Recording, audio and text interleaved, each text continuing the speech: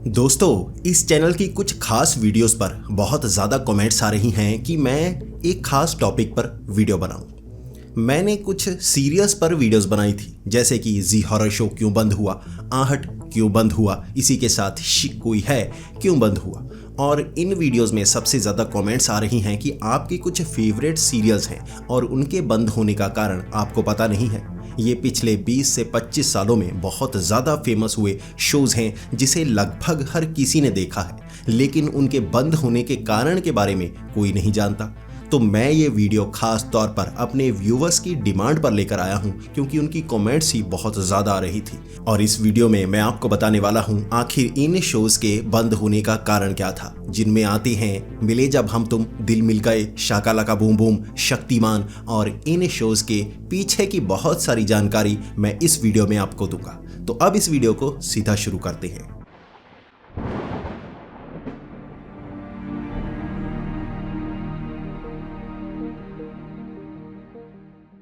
साल 2002 से 2005 तक स्टार टीवी पर एक शो आया करता था, संजीवनी, जो काफ़ी ज़्यादा हिट हुआ था। लेकिन उसका सीक्वल उससे बहुत ज़्यादा हिट रहा था।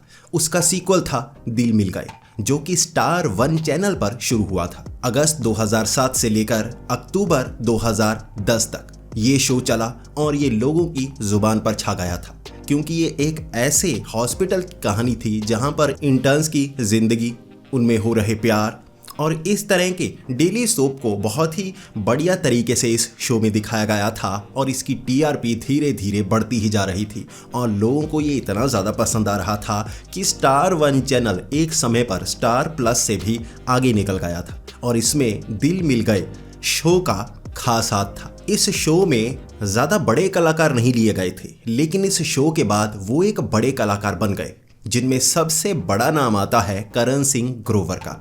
इसी के साथ जेनिफर विंगेट भी एक बड़ी स्टार बन गई और बाद में फिल्मों तक में उन्होंने काम किया। इस शो के 722 एपिसोड आए थे और अक्टूबर 2010 में ये शो बंद हो गया और किसी को समझ नहीं आया आखिर ये शो बंद क्यों हुआ था। इसके पीछे का कारण था कि इसमें कई बार एक्ट्रेस को चेंज किया जा रहा था, यानी कि डॉक्टर अरमान मलिक तो करण सिंह ग्रोवर ही रह रहे थे, लेकिन एक्ट्रेस को चेंज किया जा रहा था और वो कभी जेनिफर विंगेट बनती, कभी सुकृति खंडपाल बनती, और भी एक्ट्रेसेस को इसमें ट्राई किया गया और लोगों को ये पसंद नहीं आ रहा था। बार बार इसमें चेंज किया जा रहा था, जिससे इसकी टीआरपी कभी कम होती फिर से बढ़ जाती। लेकिन एक समय पर करण सिंह ग्रोवर ने भी इस शो को छोड़ दिया था, बाद में इसमें वापस आ गए थे। लेकिन इसकी टीआरपी जब घटनी शुरू हुई, उसके बाद इस शो को कोई भी पसंद नहीं कर रहा था और धीरे धीरे ये शो पिटता गया और इसकी टीआरपी कम होती गई। और भी कई शोज आ चुके थे, वो इसकी टीआरपी को एक तरह से कहें तो खा रहे थे। इस शो में रिद्धिमा और अरमान के प्यार की कहानी बताई गई थी, लेकिन बाद में इस शो को जैसे डेली शो बना दिया गया, कहानी को बहुत ज्यादा खींचा गया, जबकि इस शो को इतना खींचना नहीं चाहिए था और कहानी को सिंपल रखना चाहिए था। अंत तक लोग इसे पसंद नहीं कर रहे थे और 2010 में ये शो बंद हो गया।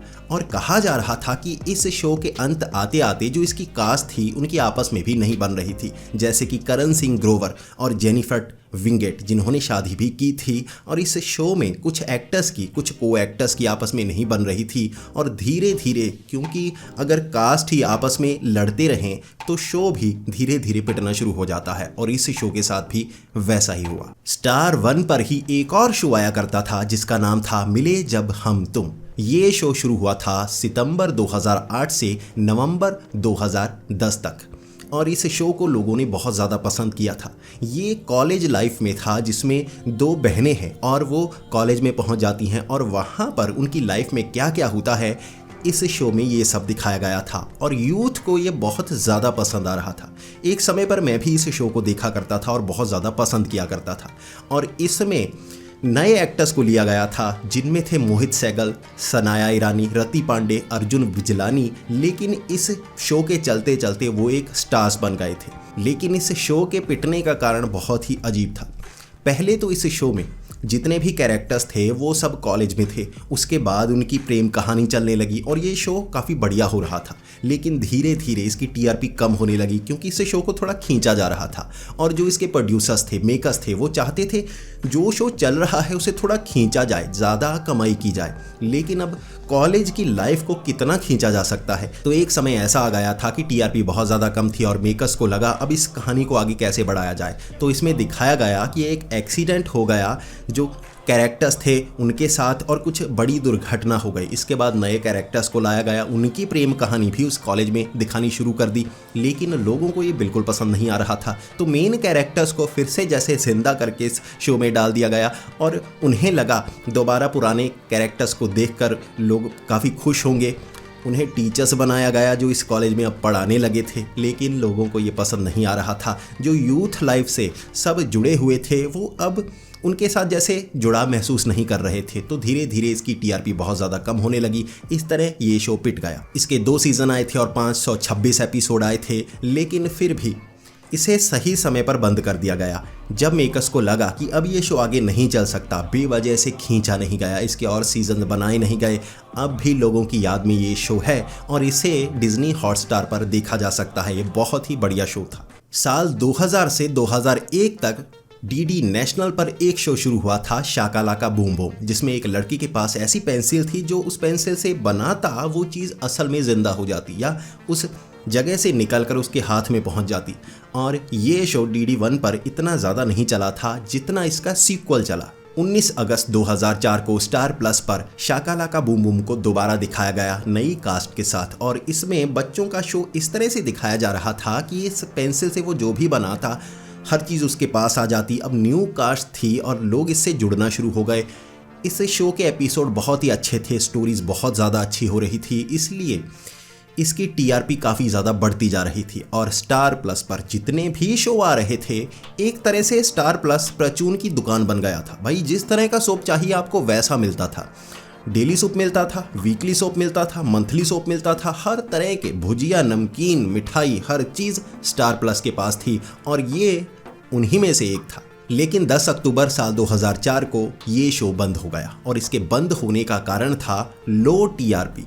अब मैं समझाता हूँ इसकी लो टीआरपी कैसे हुई, जबकि ये शो बहुत ज़्यादा फेमस रह रहा था अंत आते आते भी।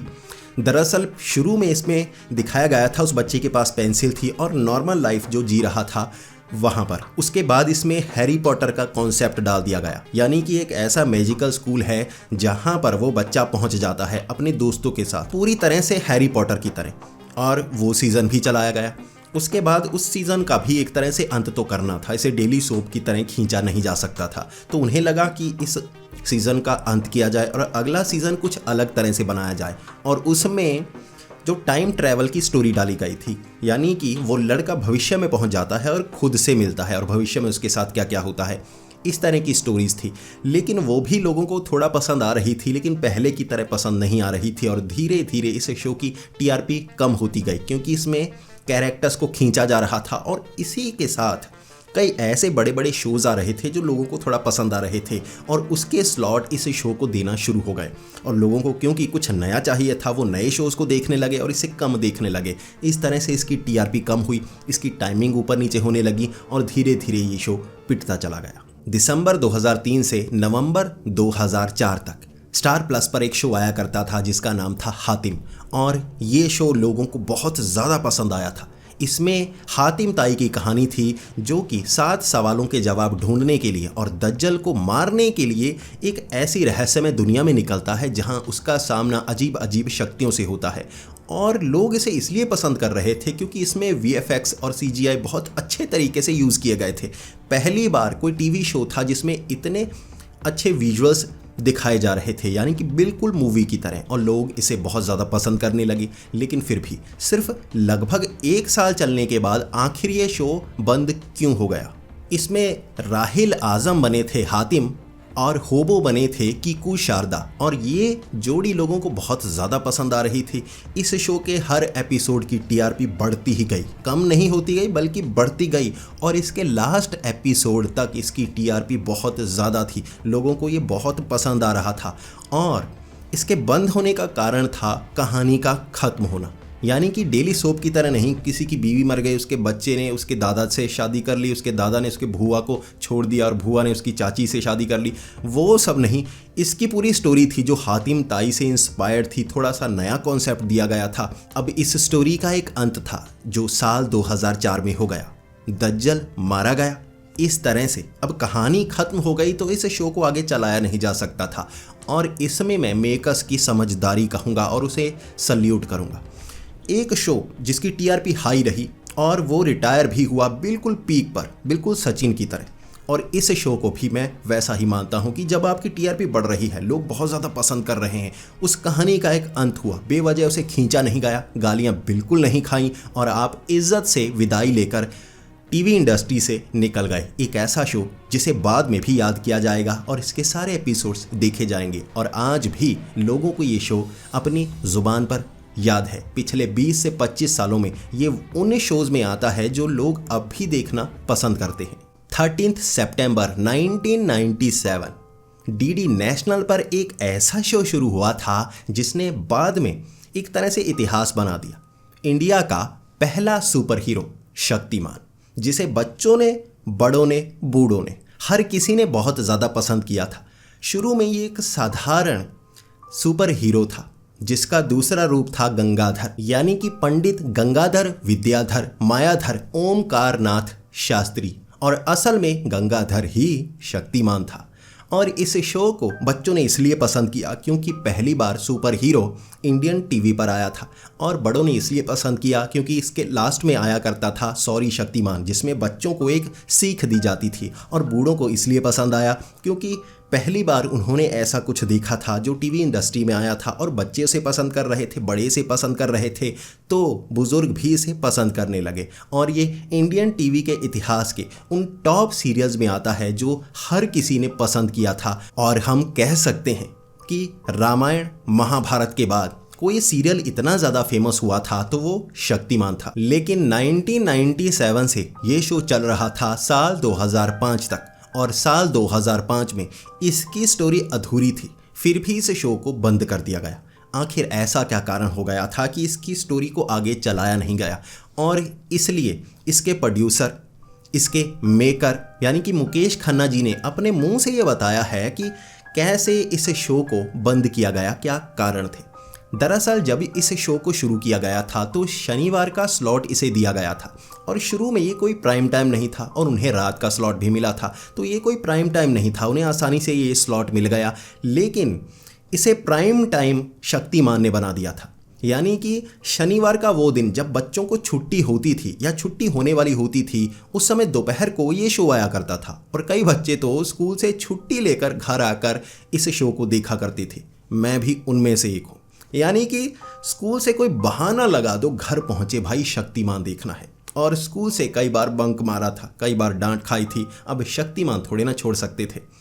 इस तरह ये शो बहुत ज़्यादा पॉपुलर होता गया। लेकिन अब बात करते हैं इसके बंद होने का कारण, जो काफ़ी अजीब था। जब इस शो को शुरू किया गया था तो जो DD1 यानी कि डीडी नेशनल कुछ फीस लिया करते थे उनसे जो यहाँ पर शो लगाते थे, और एडवर्टाइजमेंट से जो मेकर्स थे उन्हें पैसा मिला करता था। तो डीडी नेशनल में फ़ीस थी 3,80,000, जो बाद में बढ़ाकर 7 लाख के करीब कर दी गई, और उसके 1 साल बाद 10 लाख कर दी गई, और उसके बाद डिमांड की जा रही थी 16 लाख की। और मुकेश खन्ना जी ने खुद बताया है कि वहाँ रूल्स बनाए गए थे, जो शो काफ़ी ज़्यादा चल चुका है उसकी फ़ीस अपने आप बढ़ती जाएगी, डबल होती जाएगी। इस तरह अगर कोई शो 3-4 साल चल चुका है तो बाकी किसी नए शो से उसकी फ़ीस बहुत ज़्यादा होगी। तो इसलिए अब एक ऐसा शो जिसका बजट हुआ करता था 3 लाख से 10 लाख पर एपिसोड, अब 16 लाख मांग रहे थे डीडी नेशनल वाले, और एडवर्टाइजमेंट से भी इतनी फीस इकट्ठा नहीं की जा सकती थी, उन्हें घाटा होने लगा था। अब कोई भी शो नहीं बना सकता अगर उसे नुकसान हो। मैं भी ये वीडियोस नहीं बनाऊंगा अगर मेरा कोई फ़ायदा ना हो। एडवर्टाइजमेंट आती है जिससे कुछ कमाई होती है, इसी से वीडियोस बनाई जाती हैं, इसी से शोज़ बनते हैं। इसी तरह जब मेकर्स को यानी कि मुकेश खन्ना जी को नुकसान हो रहा था तो इसके एपिसोड्स आगे चलाई नहीं जा सकते थे, और उन्होंने बिल्कुल सही डिसीजन लिया। लेकिन हमारे देखने के लिए कहानी अधूरी रह गई। शायद भविष्य में कभी वो कहानी पूरी हो पाए, लेकिन 2005 में इस शो को बंद कर दिया गया। लेकिन पिछले 18 सालों से हम इंतज़ार कर रहे हैं, लेकिन ये शो दोबारा नहीं आया। अब भी आएगा तो पक्का सुपरहिट होगा, क्योंकि ये हमारे पहले सुपर हीरो थे। साल 2013 में एक मूवी भी आई थी जिसका नाम था मेरा हीरो शक्तिमान। ये बहुत ज़्यादा हिट नहीं हो पाई। इसका कारण था इसमें जो इफ़ेक्ट्स थे, जो विजुअल इफ़ेक्ट्स थे वो पुराने से लग रहे थे और पुराना कॉन्सेप्ट थोड़ा सा दिखाया जा रहा था। जबकि ये मूवी लगभग 8 साल बाद आ रही थी, तो इसमें थोड़ा सा एडवांस चीज़ की एक्सपेक्टेशन कर रहे थे। लेकिन कोई बात नहीं, फिर भी काफ़ी सालों बाद इस मूवी को देखकर लोगों को ये पसंद आई थी। लेकिन बाद में अब तक हम इंतज़ार कर रहे हैं आखिर ये शो, कोई मूवी इस पर आधारित क्यों नहीं आ रही। और कहा जा रहा है कि इस पर एक मूवी बनाई जा रही है जो शायद भविष्य में रिलीज़ हो और हमें देखने को मिले। तो दोस्तों, ये थे कुछ खास फेमस शोज़ जो पिछले 20 से 25 सालों में लोगों के दिलों में घर कर चुके हैं। आप में से कितनों ने इन शोज़ को देखा है, प्लीज़ कमेंट्स में ज़रूर बताएं। अगर आप कुछ खास शोज़ पर और वीडियो चाहते हैं और मैं जानकारी लेकर आऊँ उन शोज़ को बंद क्यों किया गया, तो मैं वो वीडियो भी बनाऊंगा। बस आपको ज़्यादा से ज़्यादा कमेंट्स करने हैं और मैं उस टॉपिक पर वीडियो बनाने की पूरी कोशिश करूंगा। आपको ये वीडियो कैसी लगी प्लीज़ कमेंट्स में बताएं। अगर अच्छी लगी हो तो इसे लाइक और शेयर करें। ऐसी ही वीडियोस देखने के लिए हमारे इस चैनल को सब्सक्राइब करें। तो मिलते हैं अगली वीडियो में, तब तक के लिए नमस्कार।